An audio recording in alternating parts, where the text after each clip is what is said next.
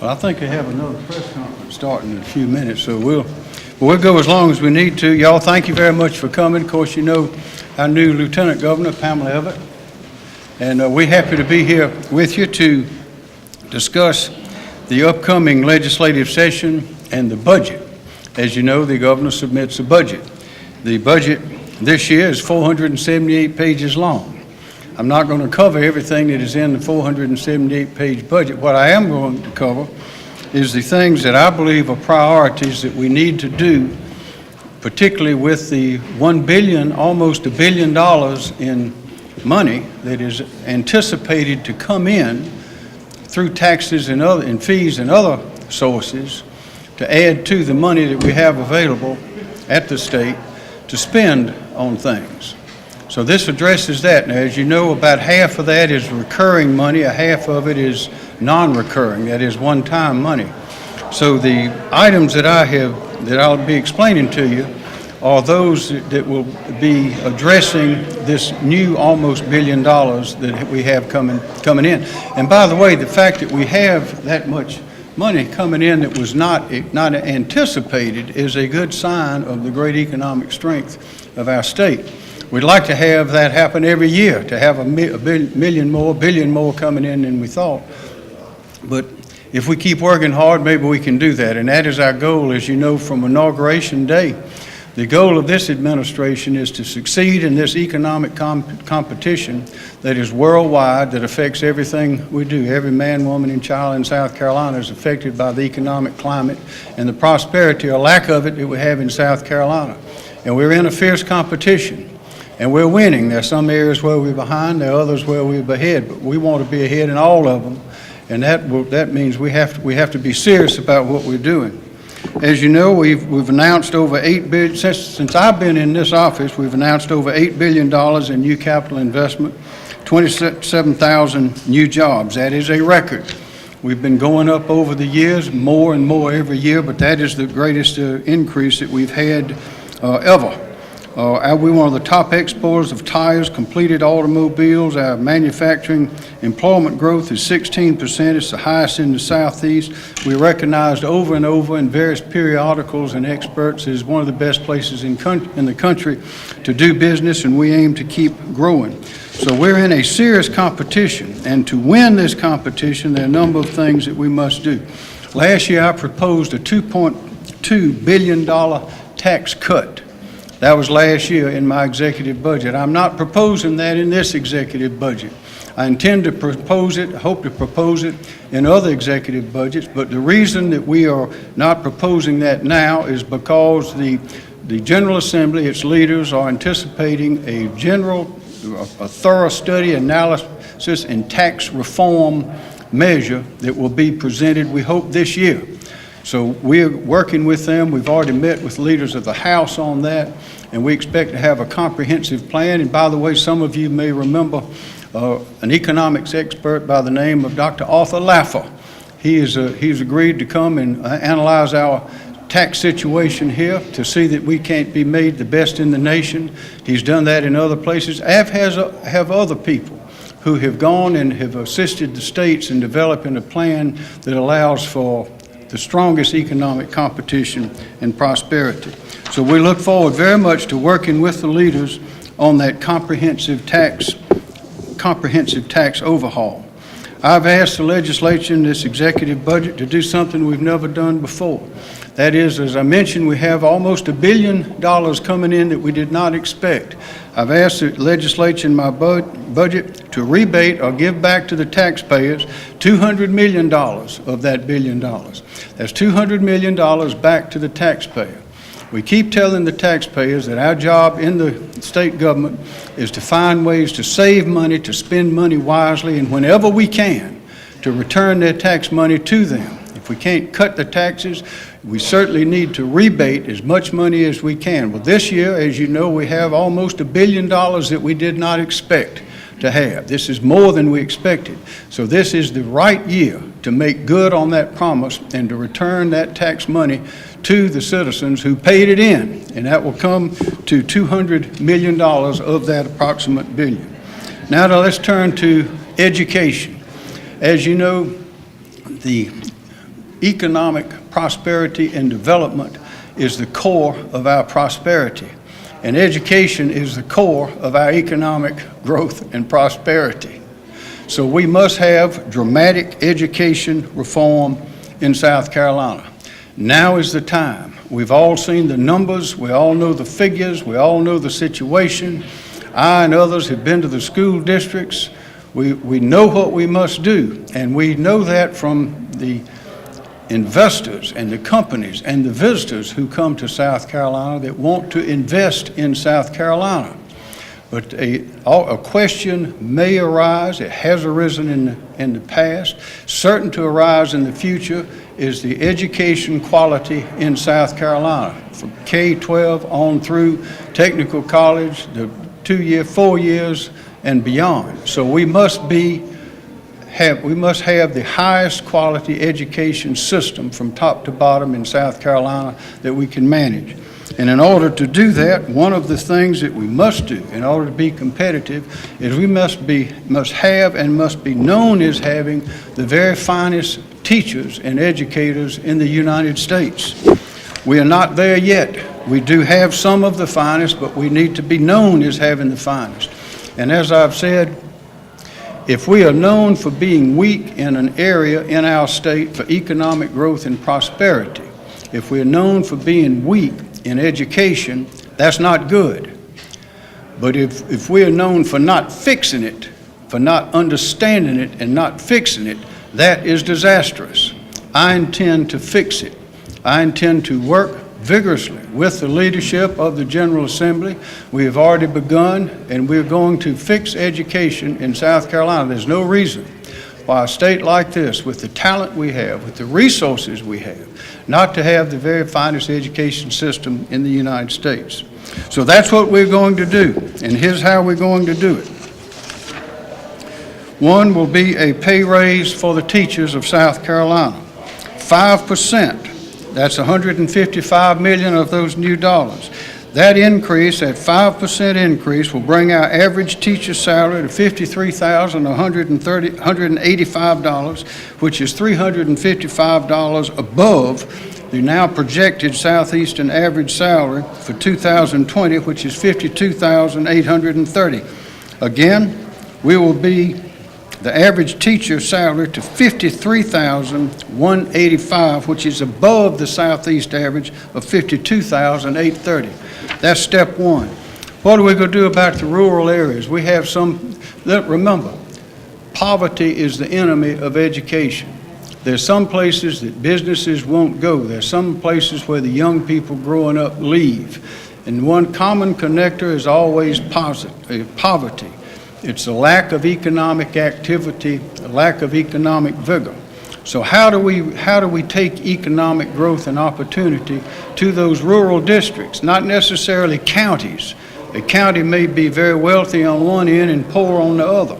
So what I propose is a plan that will determine which of our school districts are riddled with poverty and lacking in education resources, so that we can address that. And part of that is for the struggling school districts to have a state-backed, not county-backed, but a state-backed economic development commitment to bring jobs to those communities by providing infrastructure, not only in water, sewer, and roads, but in school buildings and facilities. Here's how it works. If a company is interested in investing in South Carolina and they are interested in a certain part of the state, we will suggest this area here would love to have you there. There's no water, there's no sewer. We will provide that. The buildings need repair, we will repair those buildings. We may build new buildings. They don't have the bonding capacity themselves to do it. So the state will do that. Education is a statewide problem. It is a statewide opportunity. It is a statewide responsibility. And as I mentioned at the inauguration, a weak system in one part of our state affects the whole state. So we must be hitting on all cylinders, and the poorest, our rural, which always typically in the rural areas, those poor districts needs help. This will provide the spark. This fund will provide that for them. It will be called a Rural School District Economic Development Closing Fund. I propose we put $100 million in it for the Department of Commerce to invest in bringing new jobs and investment to our state's poorest school districts. Ladies and gentlemen, the words corridor of shame will soon be a fading memory in South Carolina. This is our year to do what we want to do and what we need to do and what our state must do in education to maintain, enhance, and accelerate our economic progress and growth. The budget again prioritized my budget, school safety, by providing $46 million in recurring funds to place a trained, certified law enforcement officer, a school resource officer in schools that cannot afford them. Some schools can't afford them, some schools already have them. Some schools have resource officers part-time. We will have $46 million available in recurring funds to keep a certified, trained law enforcement officer in every school, in every district in South Carolina. Every school and every teacher will now have access also to a trained mental health counselor from a recurring appropriation of $2.2 million to the Department of Mental Health for those services. Today we have mental health counselors that travel from place to place. There are not enough of them, but we want every school, when they need one, to have one. They don't need to have an office in the school because they don't need to be there 100% of the time.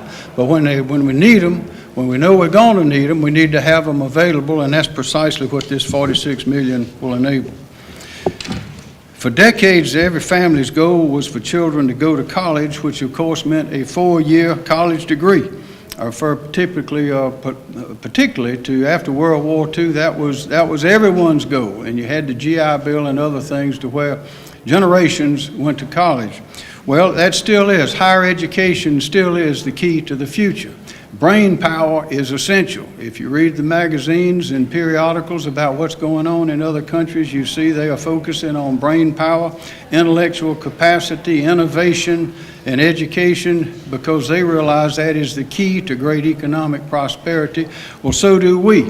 We still have people coming from all countries all over the world to the United States because of our educational prowess. But ladies and gentlemen, the world has changed, and today we have manufacturers we have high-tech technologies that are combining to form a completely new workplace, and a 4-year degree typically is not necessary. Economic prosperity can be achieved today through associate 2-year degrees and a multitude of certificates from our state's technical colleges.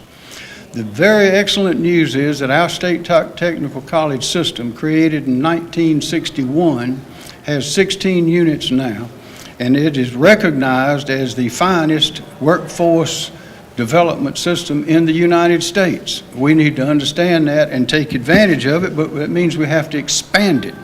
A skilled and educated workforce ensures economic prosperity for all South Carolinians. However, the cost and debt associated with higher education is becoming a financial barrier for too many potential students and their families. My executive budget takes the first step towards reining in these rising costs by proposing a freeze on tuition and fees for in-state students in our state's technical schools, colleges, and universities for the 2019-2020 academic year. In exchange for that freeze of in-state tuition fees, an institution which will be certified by the Commission on Higher Education, an institution will receive a 6% increase to their annual base budget, which represents their pro rata share of a $36 million appropriation. That is, to the schools, if you freeze your tuition for the next academic year, you will receive a portion of that money, general fund money, to go to your regular budget. I've added additional $63 million to enhance existing workforce partnerships, training, grants, and scholarships available for the students at our technical colleges. That's $63 million. Again, our technical college system is at the heart. It plays a critical role in the economic growth and prosperity of this state. These additional funds will allow our technical colleges to develop partnerships with local businesses and high schools for internships and certificates in the skilled technical trades. My budget triples that budget, that $63 million, triples funding with $19 million for our technical college system's successful, nationally recognized Ready South Carolina program, Ready SC. They talk about it around the world, where we will have our people from the technical college system go to look at a plant in another country and come back and set up a curricula built for that company. Nobody else in the United States does that. Well, we're going to supercharge that with 19 more million out of that 63 million. And again, that is the key to that education. That is a critical part of our educational approach. We must be bold, as I've mentioned to the leaders of the legislature, General Assembly, in conferences and discussions for some time now. We have to be bold, alert, and think long term, and that, of course, includes and takes us to public safety. Public safety.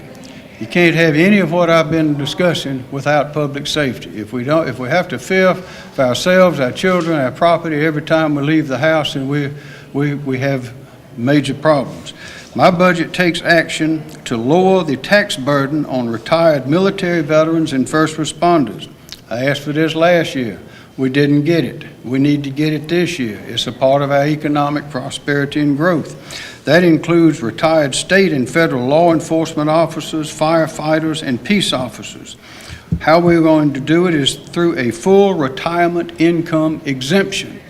If you're the military, law enforcement, and you're retired receiving income, that retirement income is exempt from income tax in South Carolina. What will this do? This will aid dramatically in the retention of experienced, qualified police officers, firefighters, and others to stay in our state and work and add their strength to our prosperity. I've also included an additional $33.6 million for law enforcement for raises. This will result in retention for corrections officers, law enforcement, probation, firefighting, and other criminal justice agencies to use for those pay raises. That turns us to prisons. In order to expedite security system upgrades as well as critical repairs to damaged prison facilities, I'm seeking an additional $40 million that will be provided to the Department of Corrections to keep both inmates and the corrections officers safe. And as you know, our state, again, with Director Sterling, is leading the country in innovative programs to take prisoners who have served their time, have paid the price, and on the way out to get them ready for the workplace. That is a great program, and again, it's all aimed towards the economic prosperity of our people. Ethics. Maintaining the public's trust in government at all levels requires transparency and accountability, and why and how every single tax dollar is spent. I believe that the best disinfectant against waste and corruption or suspicions of waste and corruption is sunshine. That is, open the door, let the sunshine in. Anyone, that is anyone who is paid to influence decisions, or elected officials or appointed officials, state, county, municipal, school board, or anyone else, if they are paid to influence the decision of these officials, then they must register as a lobbyist. That is not the law now. The law only requires those who lobby the members of the General Assembly, the agencies, the executive. It only requires them to register as lobbyists and pay. But as you may know, there's much lobbying that goes on in these other entities, in the city halls, in the county councils, at the school boards, all over the place. Well, if they are lobbying, if they're paid by someone else, then they need to register as a lobby, and they need to pay the fee for that. And the fee for that we calculate will come to about $185,000 a year, and that will be used to enhance the investigative power of our Ethics Commission. Finally, as I stated last week, those of us in this building and around the state that are involved in government are all on the same team. Sometimes we don't speak the same language, and sometimes we certainly don't wear the same jerseys, but we're all on the same team. We all play under the banner of the state of South Carolina. It is a very proud banner, and it is one that we are dedicated to seeing is never soiled, but is risen. We rise high to take our people, give them the opportunity to go as far as their ambition, talents will take them. That means we must turn the page. We must have a new day on education in South Carolina. We must remember that we are in an economic competition. We must remember that we must keep the people safe. And if we do that, if we do those things, and all it takes to do that, we have the spirit, all it takes is passing a few laws, changing a few systems, which only requires signing papers and voting. It's not heavy lifting. It's debate, and it's making a determination that we're going to go forward. And if we do those things, South Carolina's future is bright, and I hope our children will stay here. There are a lot of them that go to other places. We want them to understand South Carolina is the best place to be, and this is where they ought to be.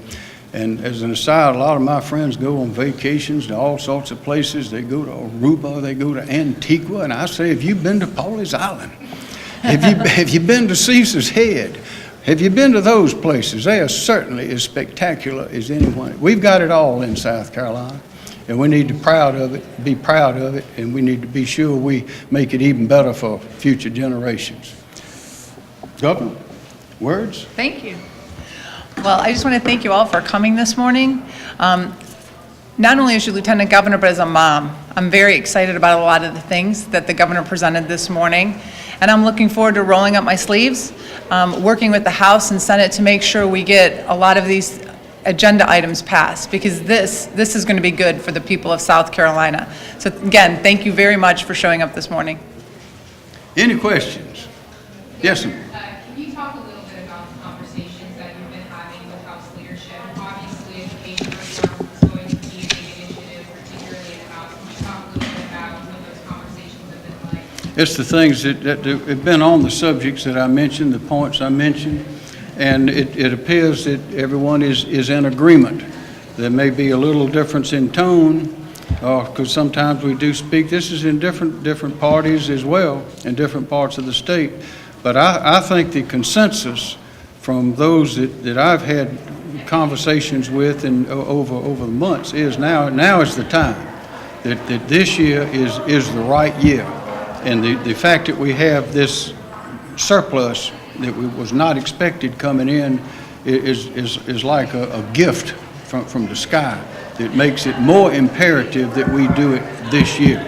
But I think we've built a great team. Now there may be some that have a few differences on the details, but the general thrust is everyone I've talked to understands that this is our year to take education in South Carolina to the top.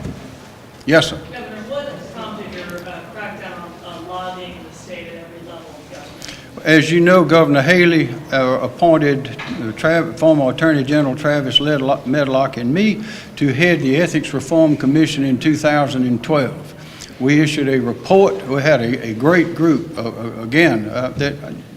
I say again, the talent in this state is unbelievable, and we have plenty of it. And if you were to digress for a moment, if you look at our flooding commission, if you look at the talent on that, I think you'll agree wholeheartedly. So we had great talent and insight on that commission. We met for months, issued a report. Some of those things have been adopted, others have not been. But one of the recommendations we made was to have everyone that influences for money, that is working for someone else, working for a principal, to influence any sort of a public official needs to register as a lobbyist. But this ethics reform has been something that many of us in public life have been been emphasizing for many years. I am one of those. More questions? The $100 million for rural school districts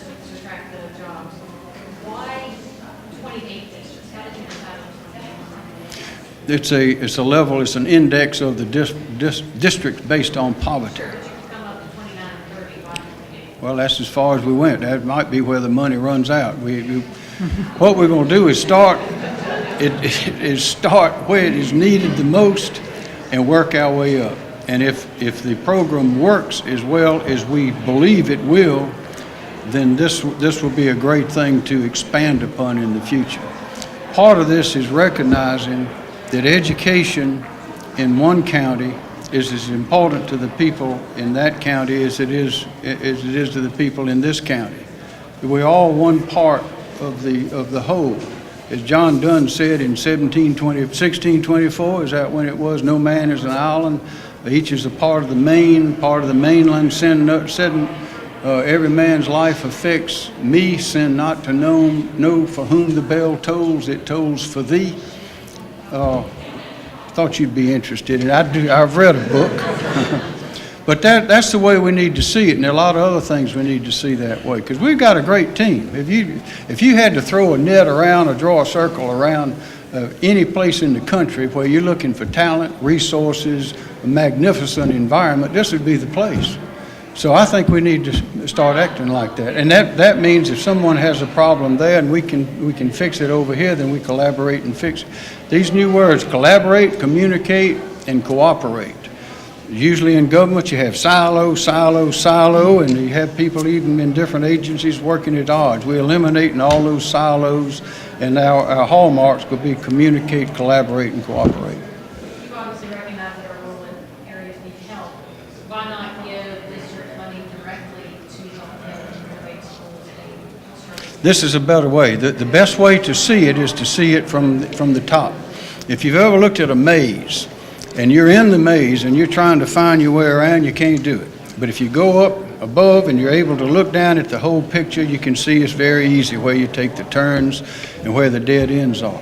Likewise, the Department of Commerce in their contacts with people around the world, business leaders, people who want to invest money, people in the state who want to move or looking for another location, site locators that come. They don't go to the districts, they don't go to the counties. There is some county participation, of course, because the counties have their economic groups as well, but they always come to the Department of Commerce.